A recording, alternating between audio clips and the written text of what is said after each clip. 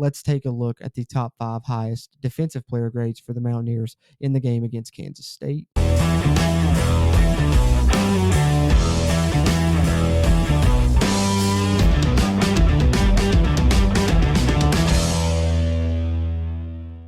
All right, starting here at number 5, we had Bandit Linnell Carr, who came out of the Kansas State game with a 75.0 defensive grade for the Mountaineers.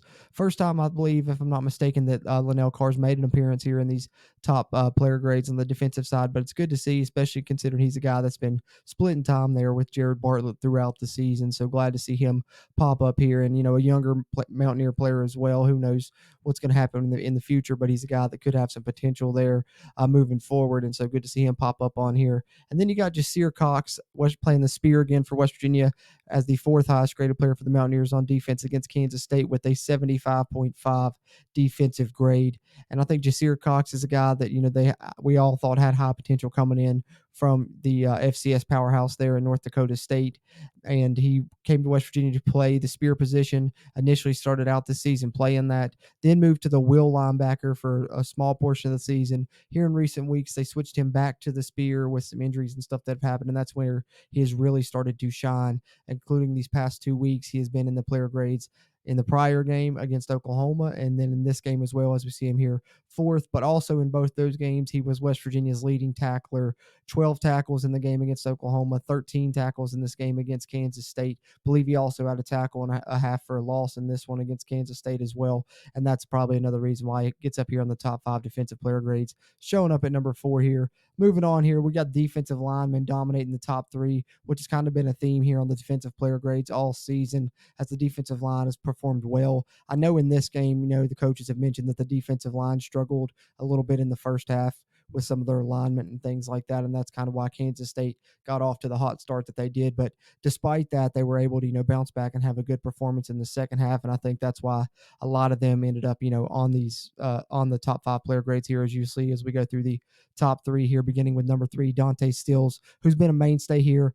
I almost want to say he's been here every week. It's been very, very close, if not every week, but coming out with a 77.1 defensive grade against Kansas State, just more of the same. He's played the most career games ever in a Mountaineer uniform. He's the career tackles for loss leader in WVU football history. I believe he's played 58 games now. So just an awesome career for him.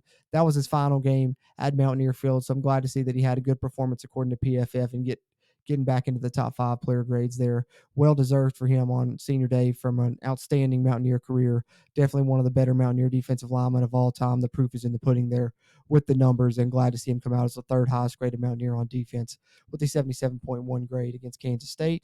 And then number 2, one of the most unheralded players and most underrated players that I think has been probably the most improved player on the Mountaineer football team this season, if you ask me, and that's Jordan Jefferson, coming out as the 2nd highest graded Mountaineer on defense in this one with a 78.7 defensive grade. Like I said, he's really been unheralded because sometimes he doesn't pop up on the stat sheet, but the games that the Mountaineers have played good on defense, particularly in run defense, we know how they've struggled in pass defense for pretty much the entire season, but even at times in recent weeks when this defense has played well, when they were able to, hang with a great TCU team and then, of course, beat Oklahoma, the defense was really doing good things there. And even against Iowa State, they got stops and kept West Virginia in that game for a long time, but West Virginia was just unable to score, and that's why the score ended up being lopsided in that one. This game against Kansas State, they kind of reverted back a little bit to what we had seen from them a lot earlier in the season. But despite that, run defense has been strong for a large portion of the season, and a big part of that and the pass rush is credit to Jordan Jefferson, what he's done as the Mountaineers nose tackle, forcing plays into the backfield, and that's why some of these negative yardage plays have happened, and we've seen a lot of Mountaineers rack up TFLs and sacks this season along the defensive line and otherwise, and he continued to do that again in this game with a 78.7 grade according to PFF. And the number 1 highest defensive grade for the Mountaineers against Kansas State belongs to defensive lineman Sean Martin. Took over the Mountaineers starting role at defensive end, earlier in the season, got that role from Taj Austin. Taj Austin still been contributing, of course, as the Mountaineers rotate that defensive line a lot and play a lot of 4 down. But Sean Martin really had a great game in this one.